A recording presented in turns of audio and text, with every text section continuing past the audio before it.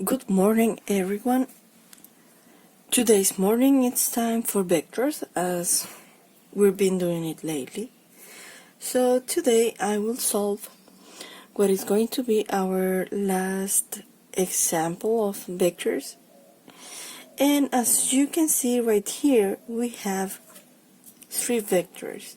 Now remember to follow the steps that I wrote right here in this post-it. And first step is we need to build a table.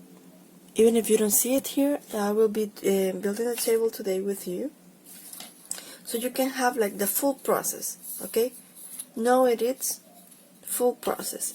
So for my first step, where I have to build my table, I will need, of course, a ruler, because I like the process to be neat, very clean.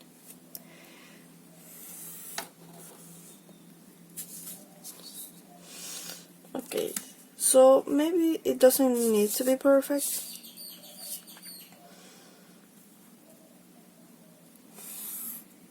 but because we are juniors, we can do a very, very good process. Now, what do I need in my first column? I need to write my vector. Draw and write a vector. Here my x component and here my y component. Remember, x component means the horizontal motion. This is positive and this is negative. And y component, we're talking about vertical motion. This is positive and this is negative. Now, as you can see here in this picture, I have three people pulling something. Don't really understand. Maybe a rope. I don't know. I don't understand this object. But let's say they're pulling a rope from a central point. This is my central point, as you can see. And maybe you can identify the axis. Here is my horizontal axis and here is my vertical axis. Negative, positive, positive, negative. Now, what we have to do is, as you can see, they don't have a name. They just have a value in like magnitude, 150 Newton, 200 Newton, 240 Newton, and also the angles. I need to name them. So my first step after building the table is I'm going to identify every vector that is part of this drawing, this picture, okay? So you can call this vector A, for example, B, and C, okay, just to have like a better idea how to identify them. Now, in my first vector, as you can see, it is an arrow that is coming in this direction, okay, and it measures 150 Newton, and it has an angle. The angle, I'll do it with different pen. It has an angle of 55 degrees. My second vector, I will call this A. My second vector is in this direction, like the picture, okay? It measures 200 Newton. It's called B, and it has an angle of 40 degrees. My third vector is coming in this direction, and it's called C, equals 240 Newton, and it has an angle, let's see, of 27 degrees. Now, you have your ABC vectors. Now it's time for you to visualize where are the components going. So, as I mentioned many times before, it's good for us to identify or to complete a triangle and then identify the x component and the y component. So I'm going to complete a right triangle, okay, in which I will include the angle inside. This angle will remain inside a vector, inside a new triangle. So I'm gonna do this also. The other thing.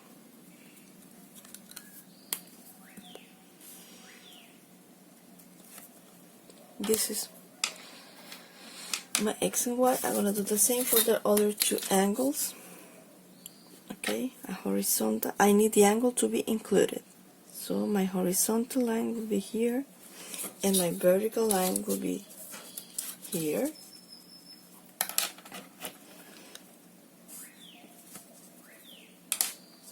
And now the last one, my horizontal line to be here.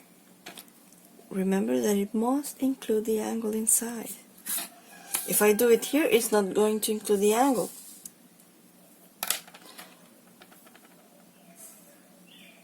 Now, I have my three triangles completed, so I'm going to separate them in the table. It seems like we're going to play tic-tac-toe, but we're actually not. Okay.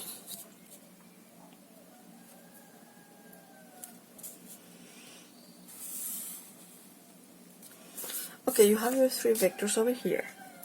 So now, by just taking a look at the vector, we're going to determine the symbol of each component. So, my x component is the horizontal component. As you can see, it's this one. So, in what direction is the vector pointed out? As you can see, it's going here.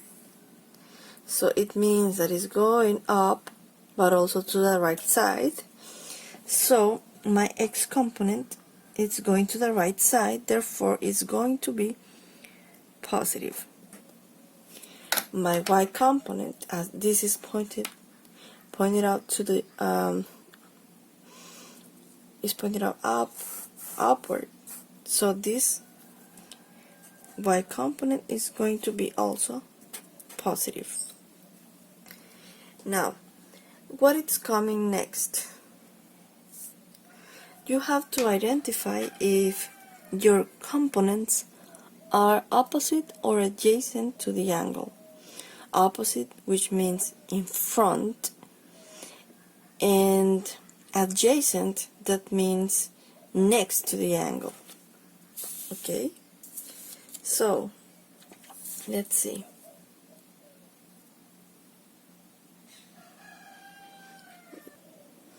Okay, just remember, when you have an opposite side to the angle, remember this is always according to the angle. When you have your side or your component opposite to the angle, we're going to be using the trigonometric function sine.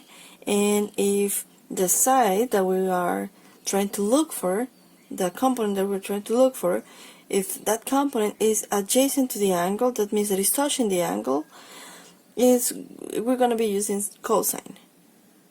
So, for this vector A, the side that is opposite to my angle is the side that is in front. And as you can see that this is my angle, therefore the line or the component that is in front of this angle is the green line. So this green line is the vertical component. So this will be my vertical component A, Y. Y that represents that is vertical. And the blue one, as you can see, it's touching the angle. In this part, touches the angle, so it's next to the angle. This is going to be known as AX. Okay, it's my horizontal component, and as it is touching the angle, we'll be using cosine. So my x component, AX, is going to be equal to my angle, but I'm sorry, to my A, which is the vector cosine of the angle. This is 150 cosine of 55. And this will give you an answer. Okay, so I did it in the calculator, but I want to do it again for you. So 150 cosine of 55. Make sure your calculator is in degrees. So 150 cos 55, 86.04 Newton. Now for my y component, that is in front, is opposite, therefore we're going to be using sine, okay, because it's opposite. So we say AY is in front, so it's going to be equal to A sine of the angle. This is equal to 150 sine of 55, and 150 sine of 55, it's 122.87, and this is Newton. And we finished the first vector. We're going to do the same with the second and third vector, and then we're going to continue with our table. So let's see. In vector B, this arrow is pointed out to this direction, okay? Imagine the tip of my pen it's like the arrow itself, so it's pointed in this direction, which means that is going upward but also to the left. Upward but to the left. So in vertical we have BY to be positive because it's going upward, and in horizontal it's going to the left.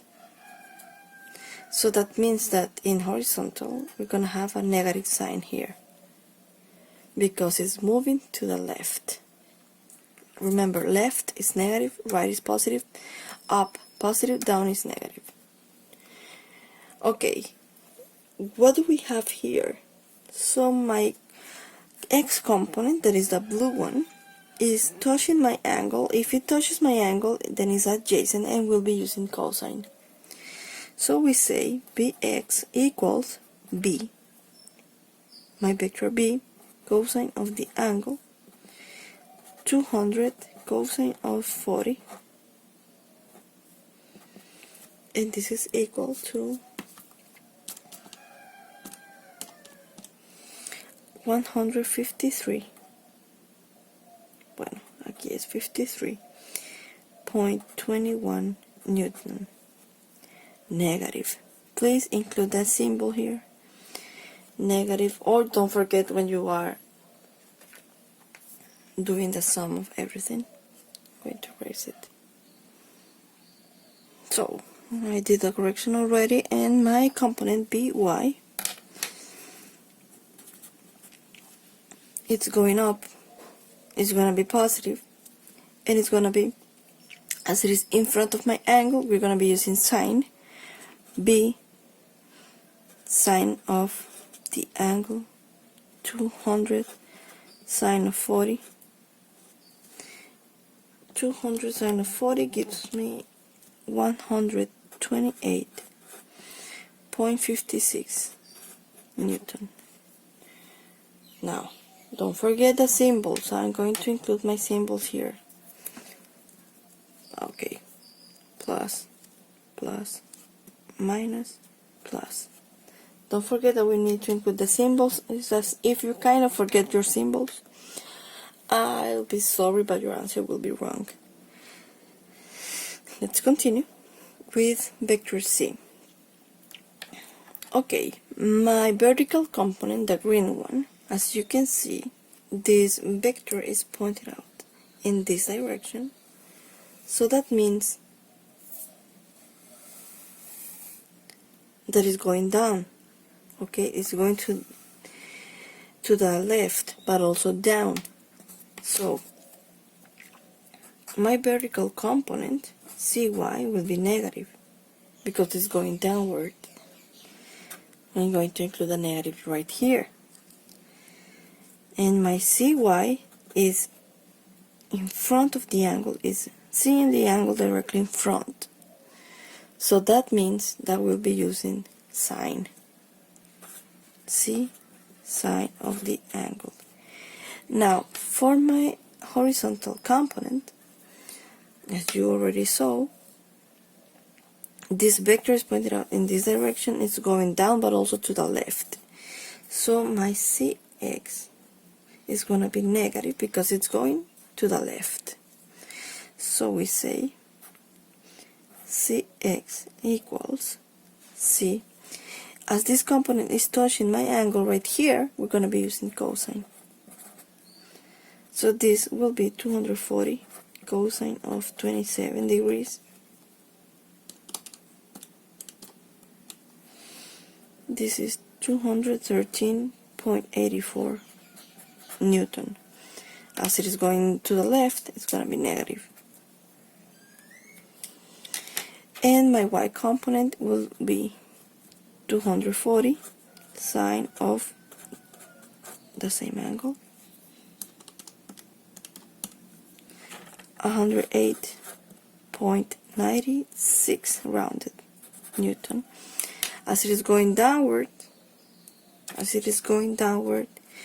we'll be adding a negative symbol right here. Now the next step is pretty much important, that it's the sum. We're going to add vertically each column, x component and y component. So this will be my total in x and this will be my total in y.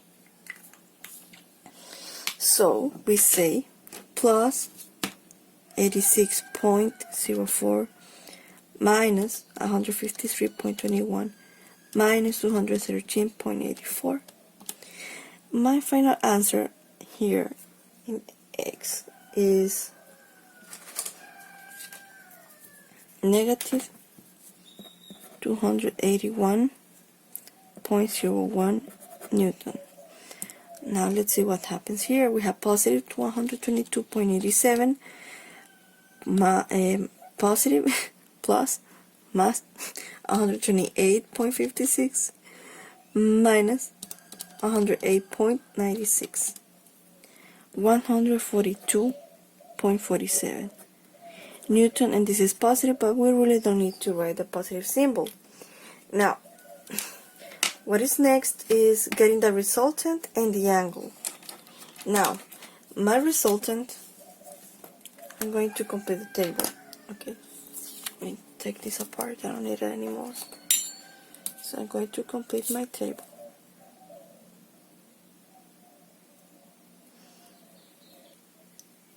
So take a look at these steps. We already did each vector's components, ABC, and we have x and y component. Now we say that we need to find the resultant and angle. So the formula for my resultant, we already know it, is using Pythagorean theorem, and this is equal to x raised to the second power plus y raised to the second power, and my angle is arctangent y divided by x.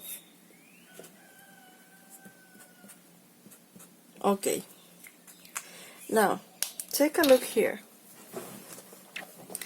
This is a process that I want to show you very like the step by step. So how can you do this? Just plug in the values that you got from x and y inside a formula. Okay, so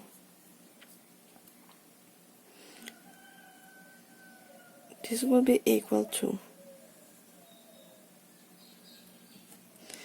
my x, that is negative 281.01 Newton raised to the second power, plus from the formula And now y to the second power, that is 142.47 Newton raised to the second power. Now, how can you do this in the calculator?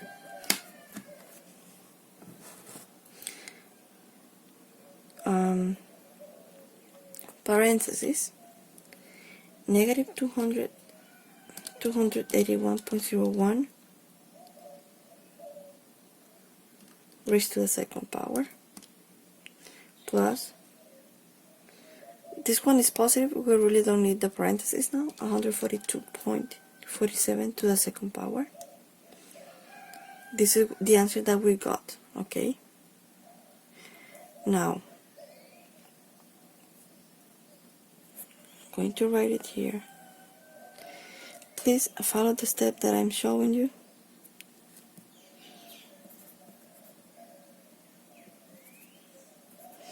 So Newton raised to the second power is going to give you Newton square. Now get the square root of your answer. And I got this, 315.06. Newton square and square root are going to cancel. So this will be in Newton. And this is my answer of the resultant. 315.06 Newton is going to be my resultant. The magnitude, how large the resultant is, how large the answer is, 315 newtons. It is larger than the three vectors individually. And how do we get the tangent, the angle? Pretty similar. Arctangent of 142.47 Newton divided by negative 281.01 Newton. Here my newtons and newtons are going to be cancelled. And in the calculator you're going to press Shift 10, arctangent, okay? There you go, you see it, arctangent of 142.47 divided by negative, this negative from here, 281.01. The angle is negative 26.88 degrees. Now, what does it mean? This means that my angle is measured in a negative form. Angles have two ways to be measured. This is positive and this is negative for an angle. Okay, that means that this angle is measured in this form, and my components, for example, will be in x. It will have 281 units to the left. So let's say that it's around here, 281. And then it says that is 142 units up. So my vertical component is positive, like half of the size. Look to the left and up 142 units up. And my resultant measures 315. This is my resultant. And my angle, this angle is measured, as I told you, in a negative way. Okay? This is what we know as clockwise, because this angle is measured like this, clockwise, a favor de las manecillas del reloj. So, when this happens, the angle is taken to be negative. And this is negative 26.88 degrees. This is what every number means. Okay, in x means a change of position in the horizontal axis. As it is negative, it's going to the left, from the origin to the left. In y means 142 units. As it is positive, it's upward, okay? And the angle to be negative that means that the angle is measured clockwise. Counterclockwise will be a positive angle. Guys, I really hope you guys have understood this topic very well.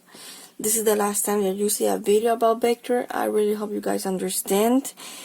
And if not, please try to watch the 3 videos again, step by step. As you can see, this process is very, very well explained, step by step. And I really hope you understood. Thank you for watching. Bye bye.